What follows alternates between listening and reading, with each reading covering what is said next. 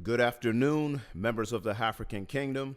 Much of the talk over the last couple of weeks involving the Supreme Court surrounding the justices on the bench is connected to the court's opinion in one of the controversial birthright citizenship cases. Okay, there is an abundance of misinformation surrounding this case on social media, including this app and other streaming services, about the court's decision and the interpretation of what it means for the country moving forward. Many well-respected anti-MAGA Demo creators are peddling the idea that the court ruled that nationwide injunctions are never permitted, they're never permissible, and cannot be used to stop any of Trump's executive orders.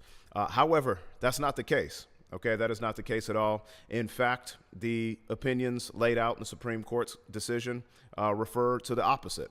Justice Amy Coney Barrett's majority's opinion actually illustrates that the federal court may issue certain injunctions against the administration to block executive orders, which are considered broad enough to ensure that a victorious plaintiff gets complete relief. Okay, so that means suing parties, suing states in this case.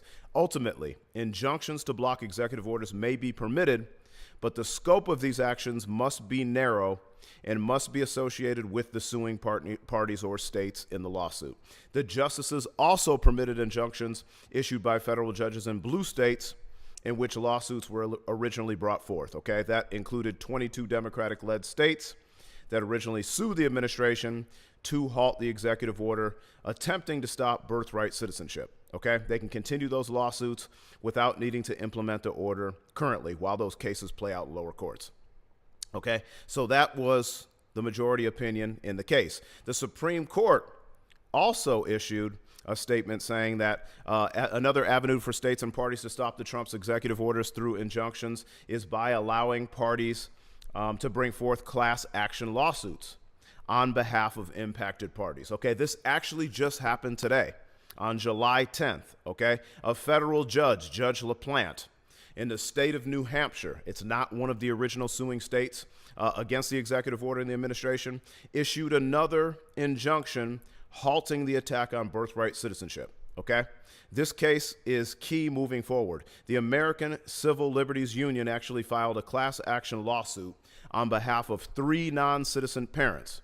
Okay, Judge LaPlante, the judge in this case, he provided the class action status to the plaintiffs, which results in the injunction applying nationwide to all children and babies born to undocumented migrants, okay?